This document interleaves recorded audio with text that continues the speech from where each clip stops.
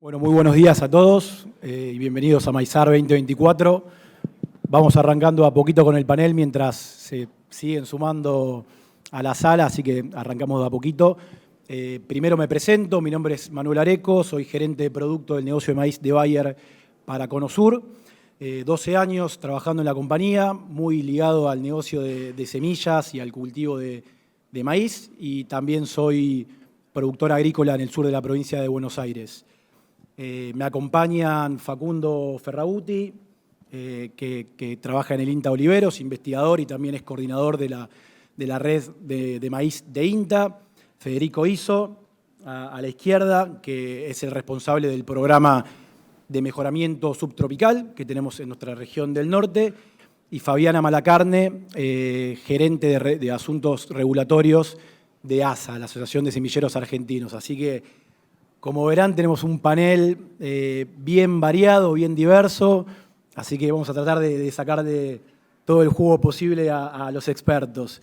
Y un poco como mencionaban recién, digamos, la idea de la charla es hablar del complejo de achaparramiento, tema central de la campaña, y trataremos de dar una mirada bien integral, holística, 360, como para poder abordar un poco todas las cuestiones importantes en este complejo, ¿no? Primero, un poco lo que fue la expansión del vector, esta campaña en particular, todo lo que tiene que ver con la genética, con la caracterización, con las diferenciaciones, digamos, entre híbridos en términos de tolerancia genética, todo lo que tiene que ver con medidas de prevención y manejo, y también un poquito de futuro, ¿no? ¿Qué estamos esperando hacia adelante y qué iniciativas estamos trabajando como sector para tratar de reducir un poquito el impacto?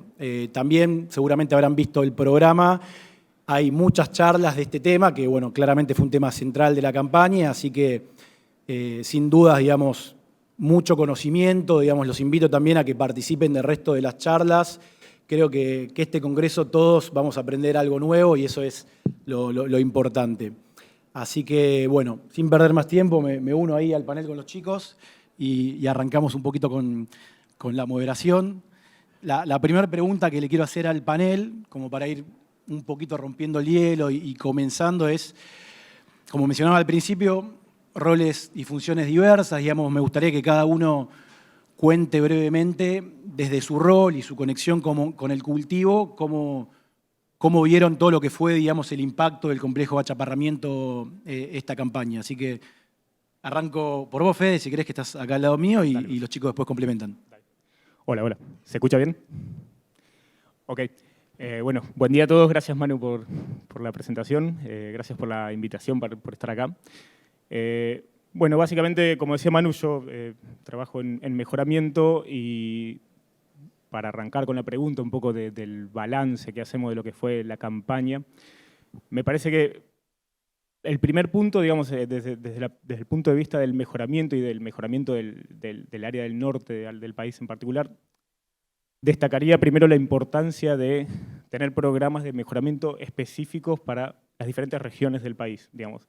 Si algo que quedó en claro es que tenemos ambientes muy diferentes en nuestro país, y el rol que tenemos nosotros y la posibilidad que tenemos de tener un programa de mejoramiento específico para el norte, por ahí fue una ventaja en esta situación. Porque obviamente Espiroplasma, en un programa de mejoramiento dedicado a lanzar híbridos en el norte de Argentina, es uno de los pilares clave para los cuales uno hace mejoramiento, ¿no? Y entonces, pensando un poco en ese balance, en cómo nos agarró esta situación, vamos a arrancar por lo positivo, digamos. Lo positivo es, no nos agarró en cero. Lograr tolerancia genética es un camino largo, digamos, lleva no 1, 2, 3, sino muchos años de trabajo, de un proceso de caracterización y selección. Entonces, esta situación nos agarró ya con un trabajo hecho de unos 6, 7 años en el programa de mejoramiento con Espiroplasma como uno de los pilares fundamentales del programa.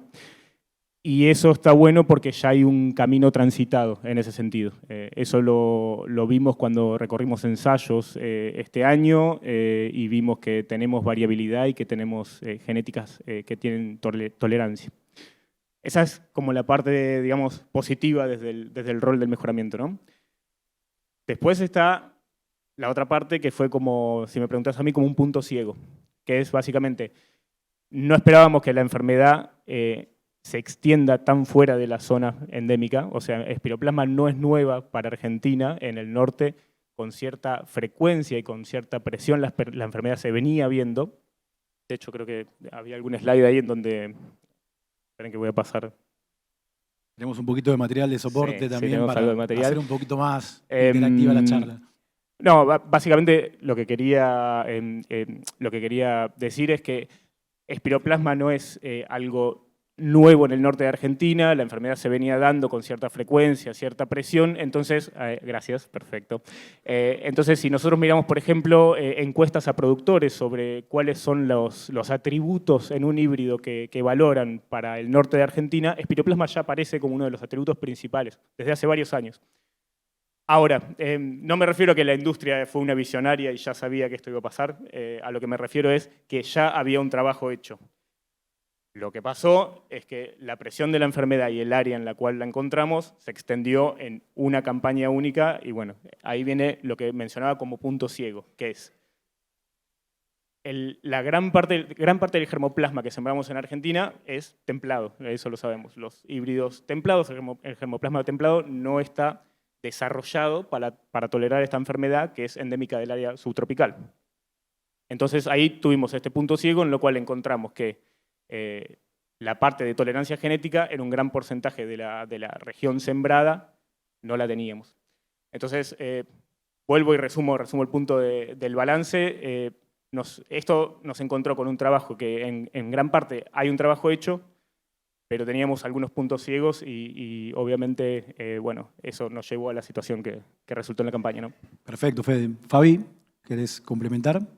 Gracias. Buenos días. Gracias, Manu. Gracias a mis compañeros y a ustedes por estar acá escuchando. A nosotros como industria, toda la Asociación de Semilleros, tampoco es que nos tomó por sorpresa. Estamos trabajando fuertemente en un proyecto Plagas que tenemos con socios estratégicos de la cadena y desde hace varias campañas nos venían advirtiendo, aunque no era el foco principal del proyecto, hay chicharrita en zonas donde normalmente no es una plaga tan frecuente, así que ya veníamos prestando atención y afortunadamente, diría yo, en todo este lío, nos permitió reaccionar bastante rápido en dos aspectos como industria. Primero, en juntarnos y decir, bueno, ¿cómo bajamos la ansiedad del productor que tiene mucho desconocimiento del vector y de las enfermedades?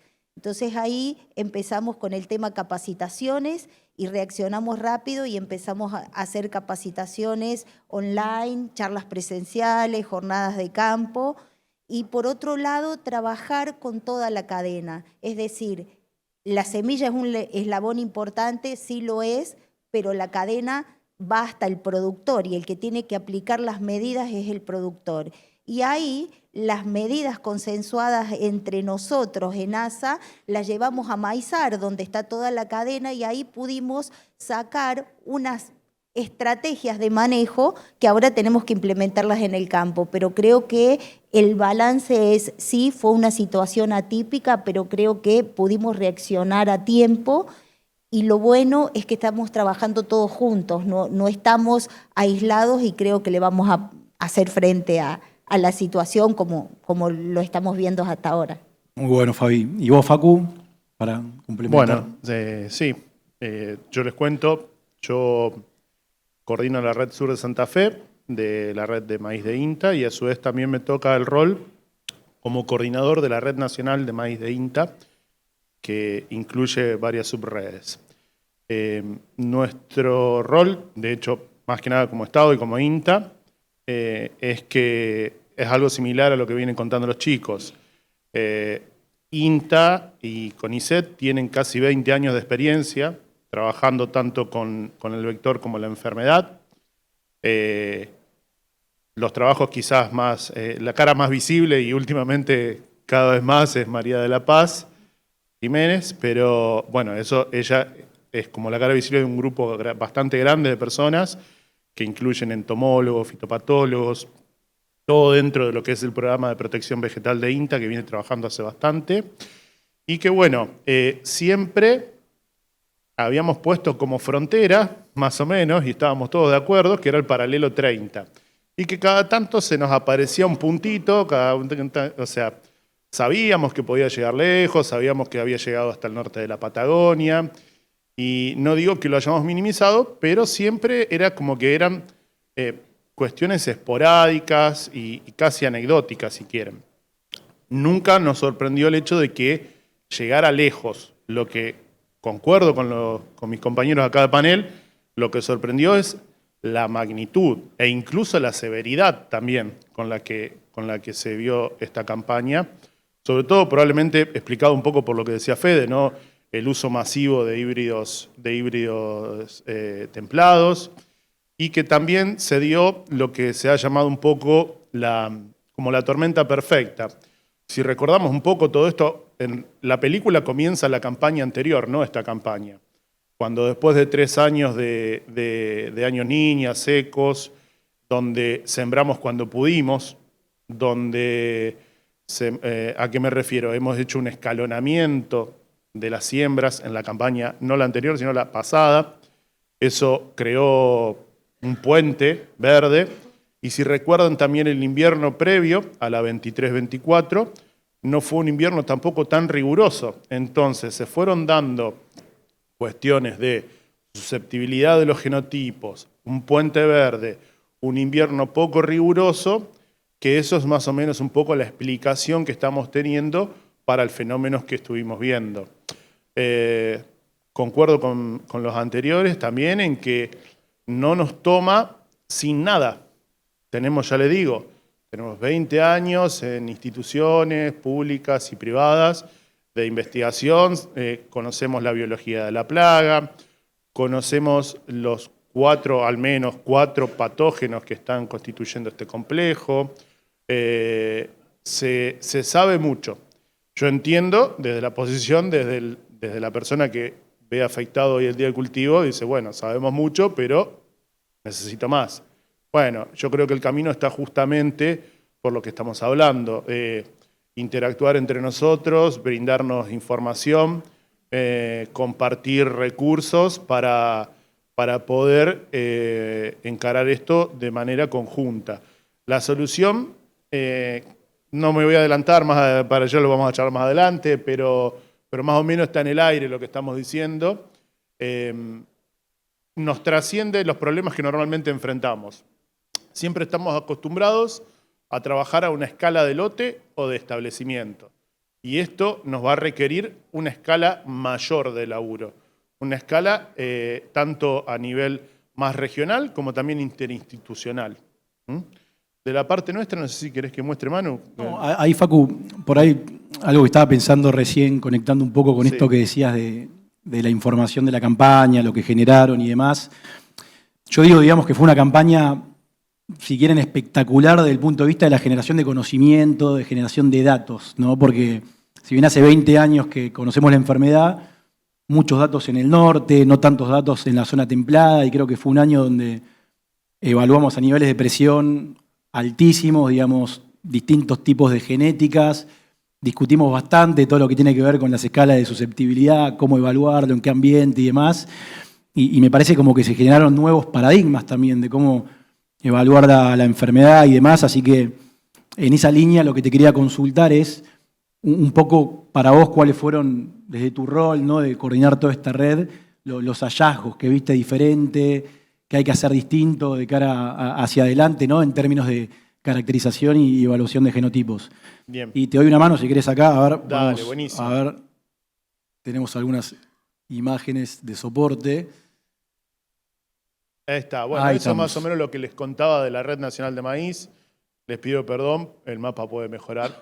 Los loguitos de INTA que ven ahí son las estaciones experimentales o unidades que están participando. Pero dentro de cada una de esas subredes que están delimitadas, hay más ensayos comparativos, tanto de primera como de fecha tardía, que componen un total de 152 ensayos comparativos de rendimiento. Un número nada despreciable. El objetivo de la red nacional justamente es brindar información objetiva a los productores, identificar los mejores ambientes para los híbridos disponibles. Y una fortaleza que creo que tenemos desde los recursos humanos de INTA es que cada una de estas subredes tiene cierta autonomía porque siempre hay un equipo que va a estar abordando el análisis de la interacción genotipo-ambiente, cuestiones de ecofisiología, fitopatología trascendental en esta campaña, entomología también. Y bueno, hay algo que siempre es importante, la comunicación y la extensión de esos resultados. Hasta hace poco INTA venía trabajando con estas subredes con un grado de articulación menor. A partir de esta campaña, nuestra expectativa es trabajar en conjunto, ya solidificando lo que es esta red nacional de maíz. Con respecto a la evaluación, si querés pasar. Vamos una más. Lo que nosotros arrancamos la campaña fue con una escala, que era la de Javier Barontini, que estaba en el IPAVE y ahora está en Mendoza, que incluía más que nada los síntomas de espiroplasma. Otra cosa que vimos esta campaña y que fuimos aprendiendo medio rápido no tuvimos tiempo de andar pensando mucho, tuvimos que adoptar cosas rápidas y ponernos rápido de acuerdo cómo íbamos a medir las cosas, por lo menos. Y ya María de la Paz nos había dicho que desde más o menos desde el 2020 había aumentado muchísimo la frecuencia de lotes con síntomas de rayado fino, que es uno de los 4 patógenos del complejo. Son 2 bacterias y 2 virus, no me voy a poner solo una camisa de 11 varas, pero bueno, espiroplasma de la bacteria y el virus más relevante aparentemente hasta ahora del complejo es rayado fino, que posee una sintomatología diferente y también una vía diferente de cómo afecta el rendimiento, produciendo en general un faltante de granos, mientras que espiroplasma estaría más ligado a una reducción en el peso de granos o en el tamaño de espiga, ya vamos a ir viendo. Bien, bueno, la escala estaba buena, pero solo incluía síntomas foliares y de planta. Hablaba de prolificidad exagerada, de multiespiga, de achaparramiento, por supuesto, que es lo que le da el nombre al complejo. Y bueno, después también, charlando un poco con Tino de Rossi, que nos alcanzó una propuesta de protocolo para complementar esa escala foliar y de planta, porque en muchos casos veíamos que la sintomatología a veces no se correspondía con el daño que después veíamos en espiga. En algunos casos era mayor, en algunos casos era menor. No era tan clara la extrapolación de la escala foliar y de planta a las mermas de rendimiento que después veíamos en el cultivo. Entonces, para eso se propuso complementar con una escala de espigas. Ahí, a vuelo de pájaro y sin entrar mucho, las espigas de grado 0 serían aquellas que no tienen una afectación en el peso de la espiga y no tendrían mermas de rendimiento. Las de grado 1, que típicamente tienen esa forma cónica donde los granos más apicales se ven desfavorecidos por el taponamiento de los haces vasculares, que hace que les lleguen menos asimilados, y tienen esa forma y que tendrían atribuida entre un 1 y un 20% menos de rendimiento. Las de grado 2, que ya el daño es mayor, estarían entre un 20 y un 60%, y las de grado 3, que estaríamos en pérdidas muy altas, por encima del 60% a la totalidad. Bien, nosotros trabajamos con esta escala y esto es lo que estamos hablando. Cada uno va aportando lo suyo. A nosotros nos gustó mucho esta escala, pero también la quisimos poner a prueba. Si querés pasar a la siguiente. La quisimos poner a prueba, entonces pensamos cómo vamos a hacer de ahora en más para evaluar un híbrido en cuanto a esto. ¿Qué nos gustaría saber? ¿Cómo se compone el rendimiento en un contexto de un ataque de Dálvulus con espiroplasma? Y bueno, la forma que vamos perdiendo rendimiento en cuanto al componente principal, que es grano por metro cuadrado, es a través de lo que llamamos el gradeo de la espiga, de espigas dentro de un híbrido. ¿Qué significa eso? ¿Qué porcentaje de cada una de esas espigas estábamos viendo? Bueno, ahí hay, por ejemplo, un híbrido que usamos, es uno de los 52 híbridos que usamos para estos gráficos, en un ensayo en INTA Oliveros, es un único ensayo. Esto va a ir creciendo en N, pero por ahora es para mostrarles la forma de que vamos a laburar. Si se fijan, en ese caso tenía la mayoría de espigas en grado 0, poquito, y las grado 1, grado 2, grado 3 componían un porcentaje minoritario. Más o menos, si quieren hacer un abuelo de pájaro, 78% de grado 1 y de grado 0 y el resto repartido. Ahora, ¿cómo eran los granos dentro de cada una de esas categorías? Si se fijan, las grado 0 estaban por encima del resto, pero y acá creo que una de las partes que más aporta este relevamiento inicial, no lo tomen, si me ven diciendo otra cosa el año pasado es porque aprendimos, el año que viene digo es porque aprendimos más. Lo que vemos por ahora es que, por ejemplo, las grado 1 y grado 2 no se diferencian significativamente en el número de granos. No se diferencian, o sea, tendrían un número de granos similar. Entonces, ¿dónde está la pérdida de rendimiento? Bueno, arriba, en el segundo componente, el peso de granos, fíjense cómo las espigas grados 2 caen muchísimo en el peso de granos. ¿Cuál es una hipótesis de trabajo nuestra que vamos a ir poniendo a prueba?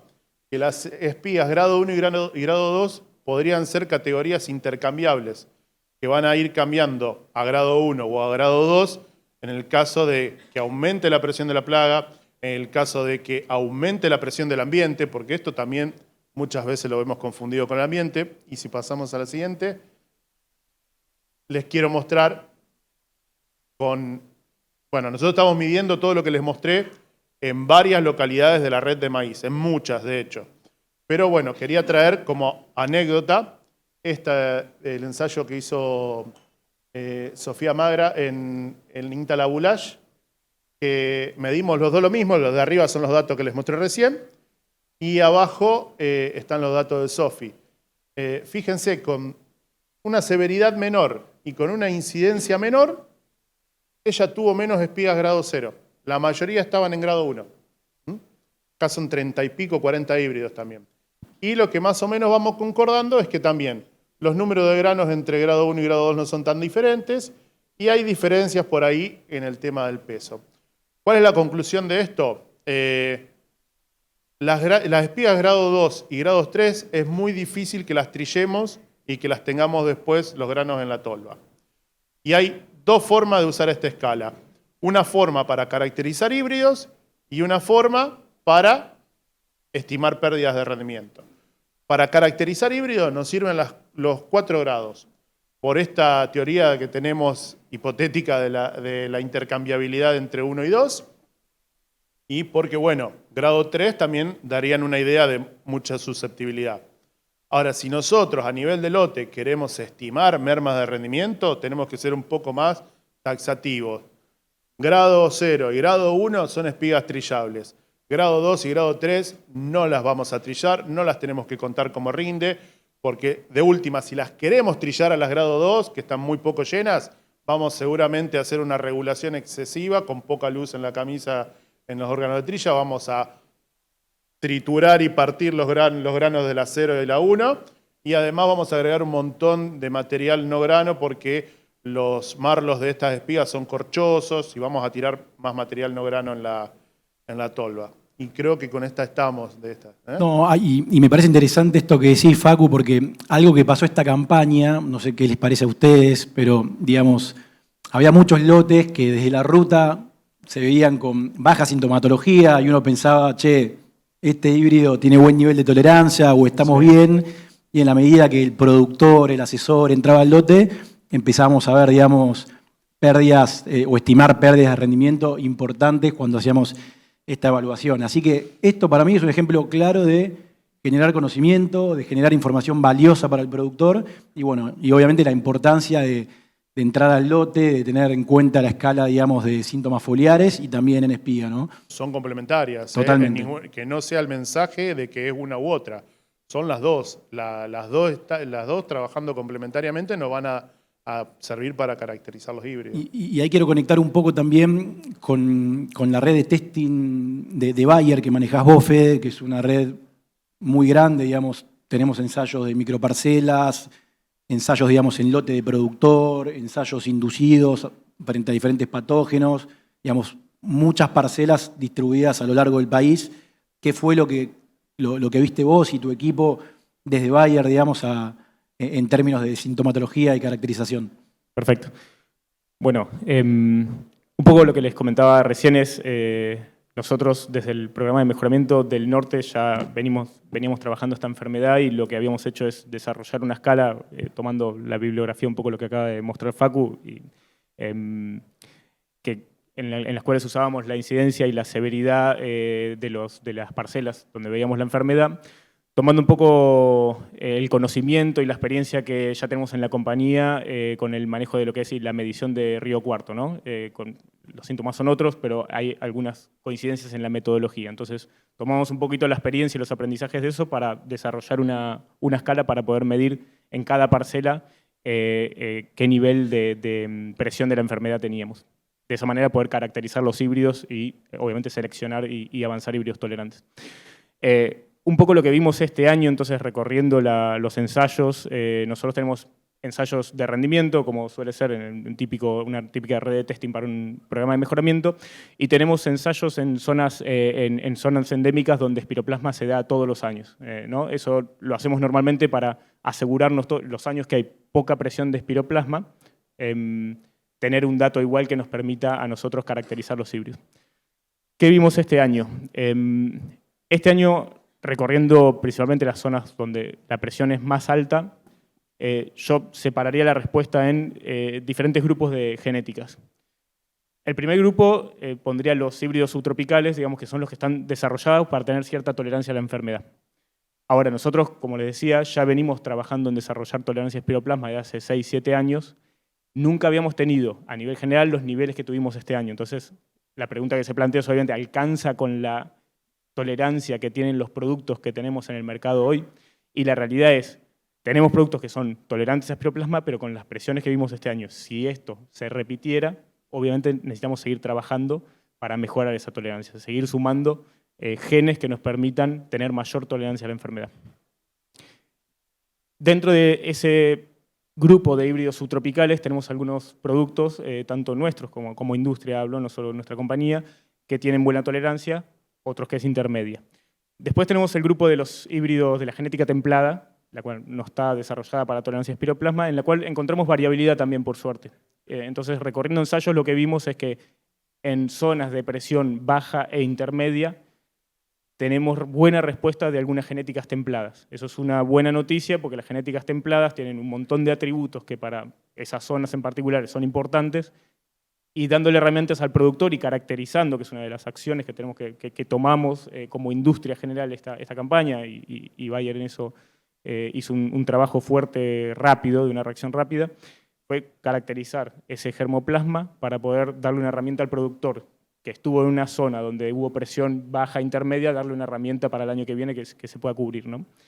Entonces, la respuesta sería un poco, recorriendo la red de testing este año, lo que encontramos es que hay variabilidad en el germoplasma, hay con qué salir. Lo que por ahí tenemos que revisar como aprendizaje, si quieren, es qué mix de germoplasma usamos, qué proporciones, digamos, de subtropicales o templados usamos en cada una de las regiones del país.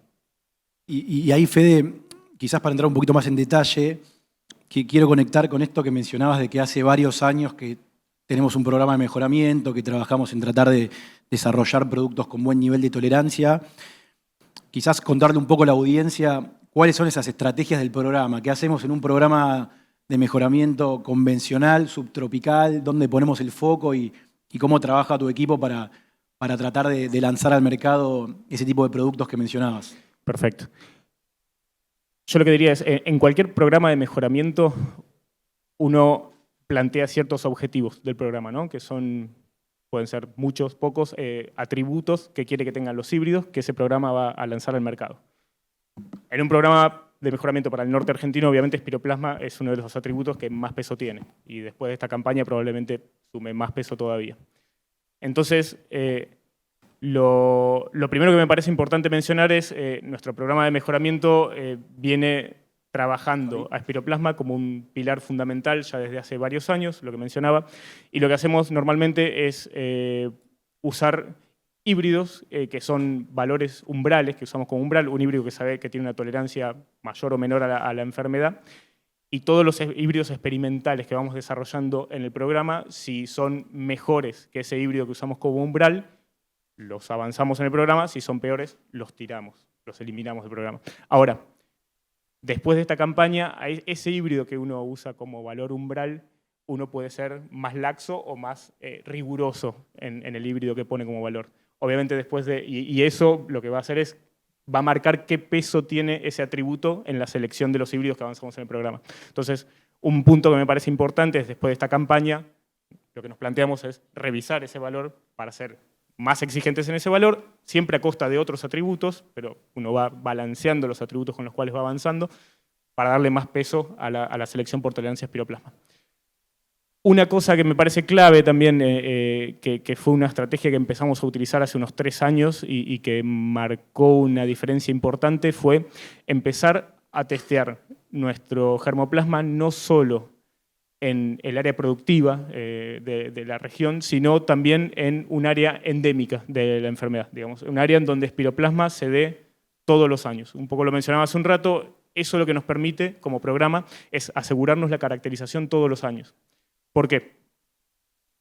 Yo mencionaba que Spiroplasma se viene dando en el norte con cierta frecuencia y presión. Tuvimos una presión mediana en el 2018, antes había sucedido en el 2015, después tuvimos algunos años en donde no se vio. Cuando uno en un programa va avanzando genéticas y va desarrollando genéticas, si tenemos varios años en donde la enfermedad no aparece y no tenemos datos oportunistas, obviamente es muy difícil o imposible seleccionar. Entonces, lo que nos permitió empezar a testear bien en el norte, en la zona casi tropical de Argentina, es asegurarnos la caracterización todos los años. Después conecto con lo que pasó esta campaña, y esto es ver la parte buena dentro de lo malo, ¿no? El contexto fue muy complicado en cuanto a la enfermedad. Sí, desde un programa de mejoramiento me parece que es el año para utilizar toda esa información que se tomó para hacer una selección exhaustiva para este atributo, ¿no? Que es tolerancia a Spiroplasma. Y bueno, un poco el trabajo que venimos haciendo nos permitió ya posicionar y caracterizar varios híbridos que sabemos que tienen buena tolerancia a la enfermedad. Ahora también, como parte del programa, si quieren, o de la industria, el desafío es un poco escalar el volumen de esas genéticas, ¿no? Porque lo que necesitamos es, nosotros estamos planteándole como una posible herramienta dentro de esto, de cambiar el mix y de revisar un poco dónde posicionamos los productos para asegurarnos que las zonas más riesgosas tengan un producto que sume tolerancia genética, ¿no?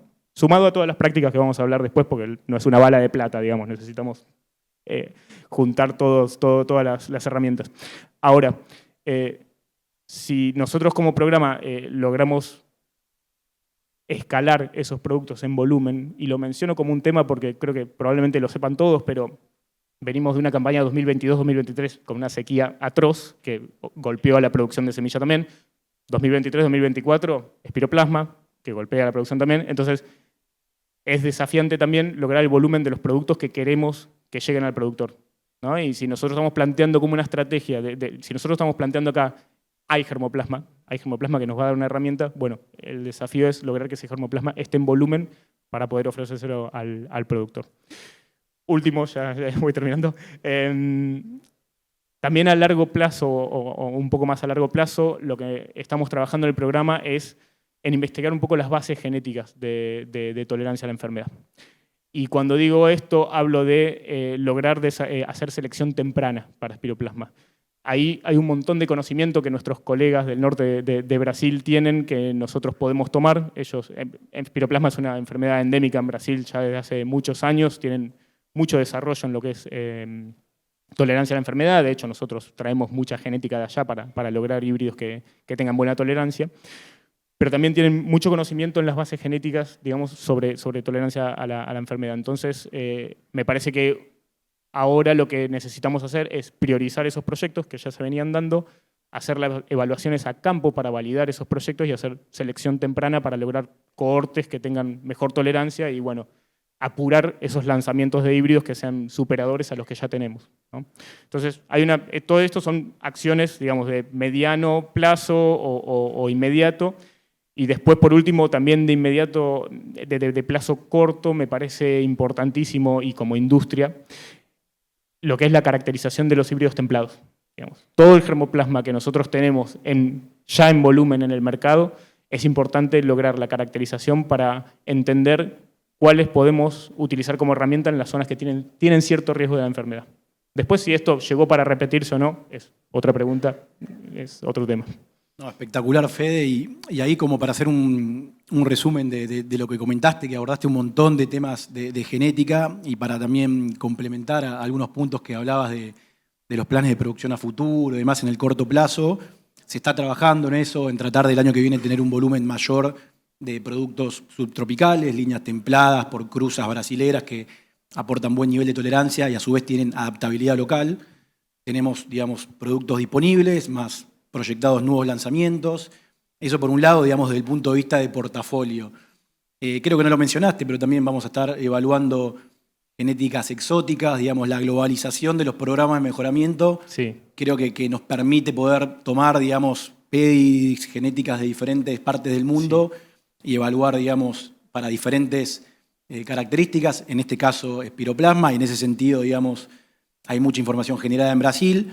Obviamente hay que testear y entenderlo, porque de nada nos sirve que tenga buena tolerancia al complejo de achaparramiento, pero que el híbrido no rinda o se quiebre o sea un ciclo demasiado largo. Así que, nada, lo interesante, creo que hay muchos proyectos dando vueltas en términos de genética y la importancia que tiene la elección de híbridos de buen nivel de tolerancia. Vos no lo mencionaste, pero acá creo que hay una foto, sí, muy, esa foto, sí, digamos, característica de esta campaña del valor que puede aportar la genética, ¿no? Y ahora sí, digamos, cierro el capítulo genética porque yo dije que íbamos a tratar de dar una mirada 360, un poco más integral. La genética es súper importante, pero no alcanza. Hay un montón de otras iniciativas y cosas que tenemos que seguir, digamos, les prestando la atención en el lote a nivel regional, como industria. Así que paso un poquito a repasar, digamos, cuáles son las prácticas de manejo, de prevención que de alguna manera algún productor tiene que llevar a cabo en su lote y a nivel regional. En ese sentido, paso con vos, Fabi, a ver qué nos podés contar un poco más de manejo y no tanto de la genética, que los chicos ya lo abordaron muy, pero muy bien. Acá hay mucha deformación profesional, me parece, y entonces nos copamos con la genética. Tengo todos genetistas en el panel. Sí, es interesante ver que hay un desafío muy importante en la industria semillera, pero creo que estamos a la altura por todo lo que se ha dicho. Todos los programas de mejoramiento que hay creo que van a dar una buena respuesta. En realidad, las medidas de manejo yo creo que se basan en unos puntos claves, pero que no solo deberían cumplirse a nivel de lote, sino a nivel regional, y eso lo hemos charlado muchísimo. En primer lugar, estar atento a las temperaturas invernales para saber con qué población del vector vamos a empezar la campaña. Sabemos que con menos de 10 grados se corta el ciclo de la plaga, entonces si las temperaturas no dieron, podemos pensar que vamos a empezar la campaña con una población menor. Y después, fundamentalmente, sacarle el alimento a Dálvulus, que es el maíz. El control de los huachos es fundamental, y también evitar las siembras escalonadas en lo posible. Creo que a grandes rasgos eso sería lo primordial. Después está lo que vinieron diciendo ustedes. Elegir germoplasma es importante, sí, pero si no controlas los huachos, mucho no vas a poder hacer. Controlar el vector también es importante, ver qué productos hay registrados para control del vector, pero en qué momento salimos a controlar. Entonces también creo que son otras medidas adicionales, pero desde el punto de vista de la industria creo que lo importante es ver la población del vector, monitoreo fundamentalmente, control de huachos y evitar las siembras escalonadas. Ese es el mensaje consensuado en toda la cadena de maíz, ahora tenemos que ponerlo en práctica en la campaña que viene. No, está espectacular, Fabi, digamos, creo que son los mensajes correctos y quizás vos con tu mirada de industria, ¿qué nos podés contar de algunas iniciativas que se están llevando a cabo en coordinación, digamos, a nivel industria, entre diferentes entidades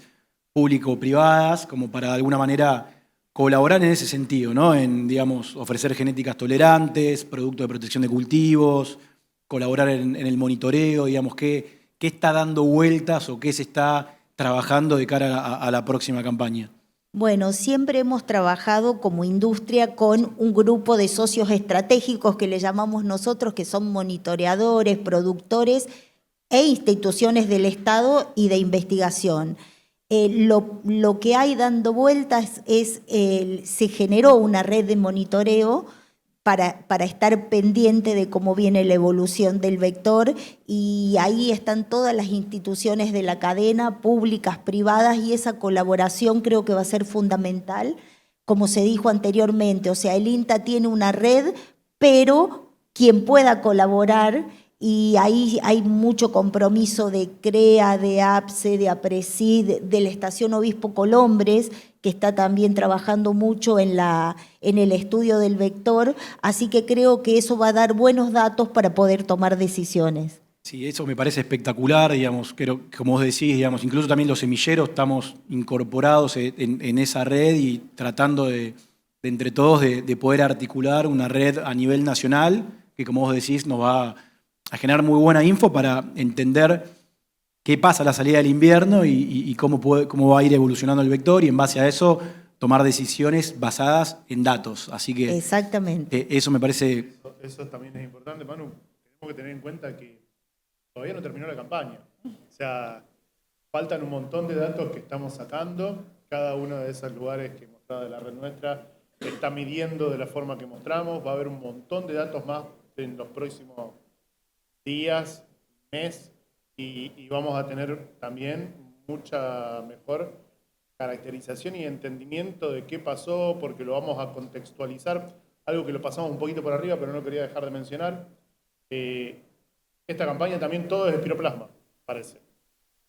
Muchas veces en lo que estamos evaluando vemos que hay un ruido con el tema ambiental.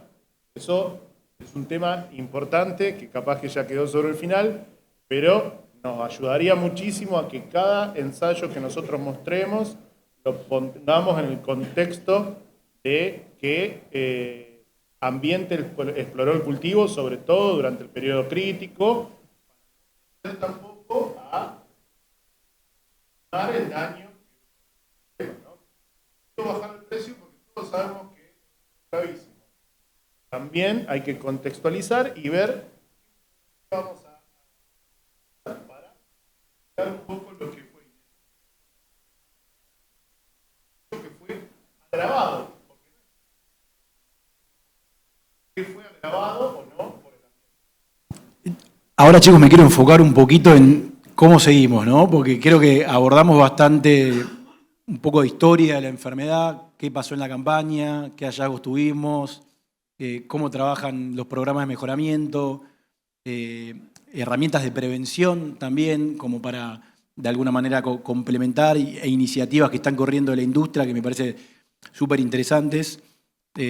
Podríamos estar hablando una hora más de todo esto, pero ahí me miran y me hacen señas, me corren con el tiempo, así que me gustaría, quizás como para ir cerrando los próximos 5 o 10 minutos, una mirada de futuro, qué esperamos de cara a la campaña que viene y cuáles son los mensajes principales que les gustaría transmitir a la audiencia. Arranco. Bueno, en el sentido de cómo seguimos, yo pondría como 2 escenarios hipotéticos, ¿no?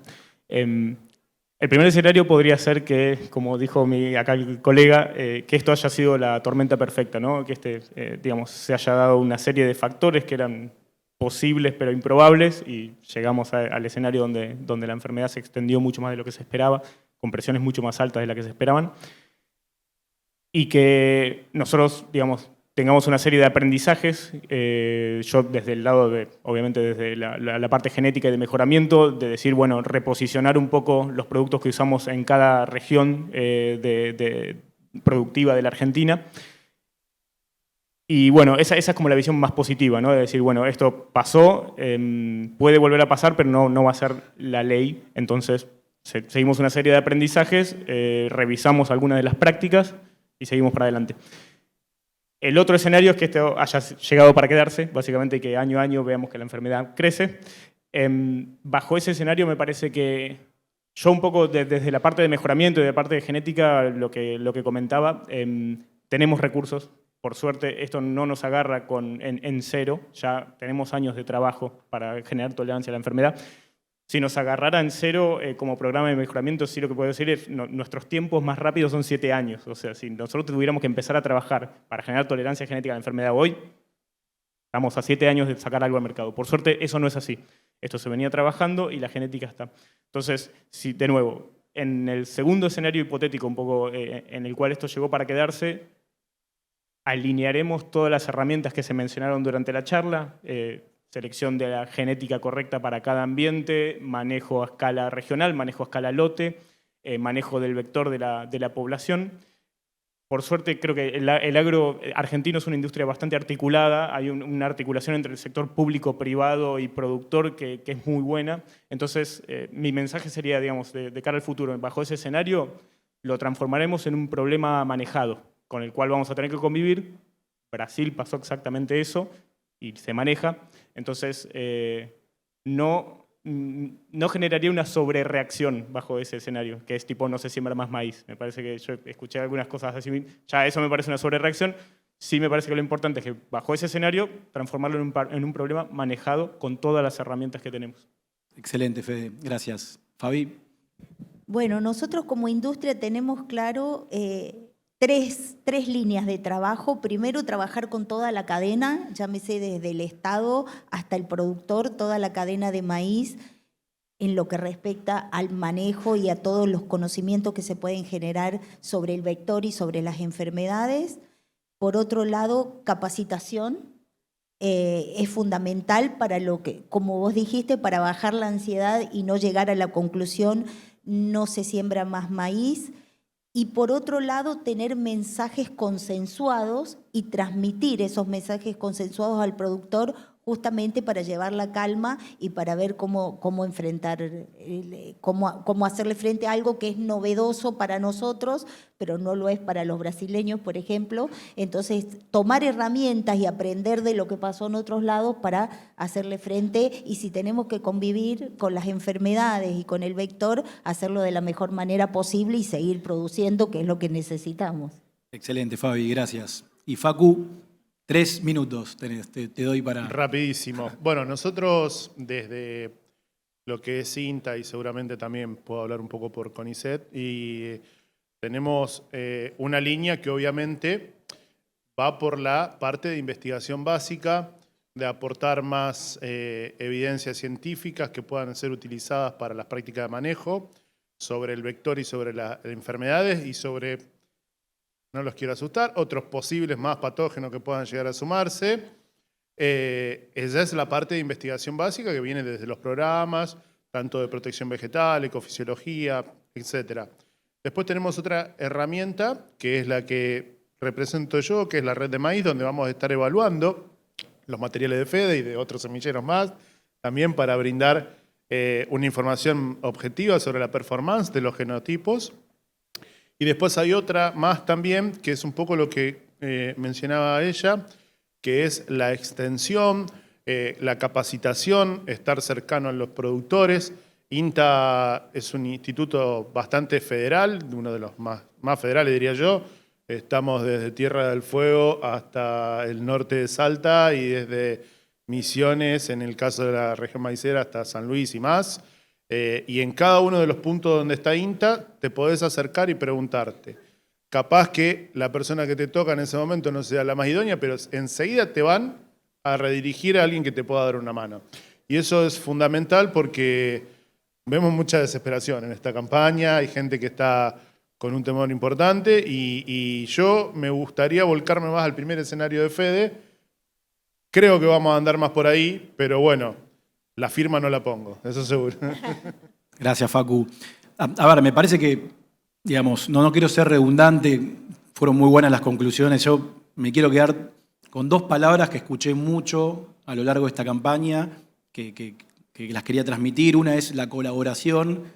Me parece que hubo y hay y tiene que seguir habiendo, digamos, colaboración para seguir compartiendo conocimiento, colaboración para seguir trabajando entre diferentes entidades públicas y privadas, digamos, generando un montón de herramientas valiosas para el productor y seguir en esa línea. Yo en ese sentido estoy muy contento con todo lo que venimos haciendo como industria en general y creo que demuestra la capacidad de sobreponerse y de conexión que tiene la industria de maíz, lo cual me parece súper positivo. Y lo otro es manejo, que también lo escuchamos mucho, esta campaña, y siempre hablamos de manejo, pero me parece que esta campaña en particular va a ser una campaña para estar muy cerca del lote, para monitorear, para, digamos, hacerse de toda la información disponible que hay para tomar buenas decisiones. Eso me parece que va a ser fundamental. Así que colaboración y manejo es un poco lo que quería transmitir. Sin dudas que para mí el futuro del cultivo es positivo, digamos, no basta con ver a nuestros vecinos, lo que me comentaba Fede recién, digamos, Brasil hace muchos años que tiene esta problemática en niveles de presión mayores, digamos, con una situación climática diferente y han aprendido a convivir con la problemática y el cultivo sigue creciendo y hoy son los exportadores número 1 a nivel mundial, así que me parece que hay mucho para construir de cara hacia adelante. Y para cerrar, recién me lo sacaron, había dejado un QR simplemente porque sabía que nos iba a faltar un poquito de información. En ese QR, digamos, teníamos disponible un montón de materiales, información de la temática y también la posibilidad de inscribirse a un webinar para poder profundizar, para poder intercambiar con este panel de expertos un poquito más en profundidad los temas que les interesen, digamos, profundizar. Así que, sin mucho más, gracias y que disfruten el Congreso. Gracias.